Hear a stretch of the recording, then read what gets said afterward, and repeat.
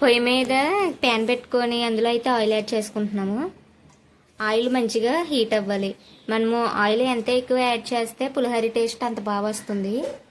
Oil heat అయింది. వేరుశెనగ గుళ్ళని అయితే వేసుకొని మంచిగా వేపుకోవాలి. ఇవి కూడా ఫ్రై అయిపోయాయి. ఇప్పుడు పచ్చిమిరకాయలు వేసుకొని అవి కూడా ఫ్రై చేసుకోవాలి.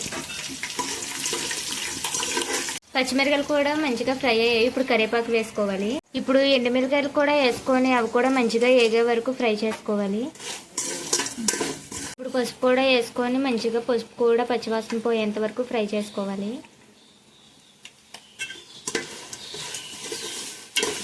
అన్నీ ఫ్రై అయిపోయాయి. ఇప్పుడు ఇందులో రైస్ వేసుకొని కలుపుకోవాలి.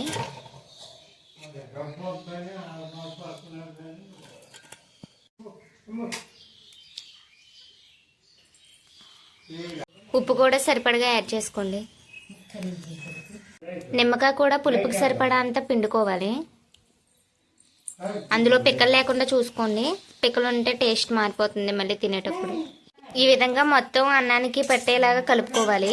ఫస్ట్ ఉప్పు పులుపు తక్కువ యాడ్ చేసుకుంటే తర్వాత మనకి సరిపోతే యాడ్ చేసుకోవచ్చు. అదే ఫస్ట్ ఎక్కువ యాడ్ చేసేసామంటే టేస్ట్ మొత్తం మారిపోతుంది. కలిపిన తర్వాత టేస్ట్ చూసాము. పులుపు ఉప్పు తక్కువైంది, అందుకని యాడ్ చేసుకుంటున్నాము.